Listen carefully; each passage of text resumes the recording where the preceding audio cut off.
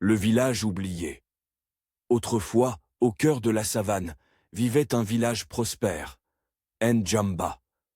Les habitants cultivaient la terre, élevaient des chèvres et des poules, et vivaient en harmonie avec les esprits de la nature. La nuit, autour des feux, les anciens racontaient les histoires des ancêtres.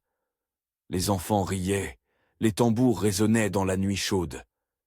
Mais une chose était formellement interdite. Personne ne devait franchir la forêt de Mboma à la tombée du jour.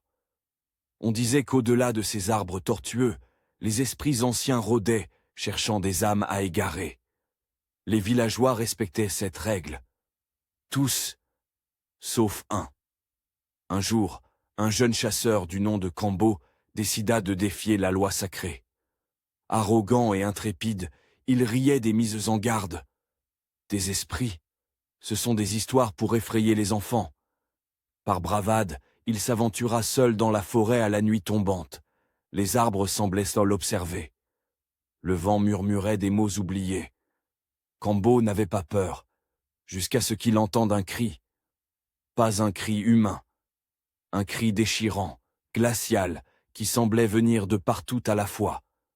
Kambo tenta de fuir, mais ses jambes se figèrent. Devant lui apparut une silhouette translucide, aux yeux vides, qui flottait au-dessus du sol. Elle tendit une main vers lui, et dans un souffle, elle murmura « Tu nous as trouvés. Maintenant, tu ne partiras plus. » Le lendemain, Kambo ne revint pas.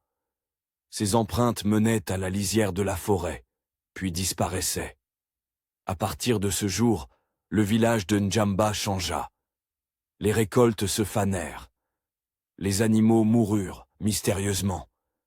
La nuit, des rires sinistres résonnaient depuis les maisons vides.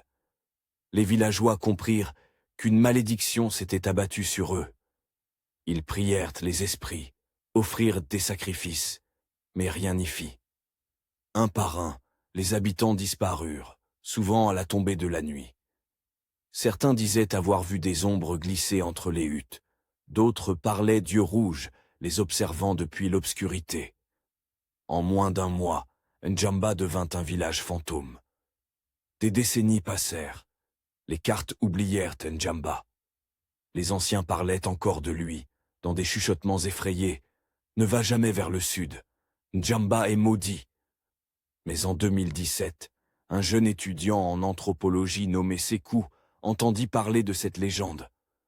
Fasciné, il décida de retrouver Ndjamba et d'enquêter.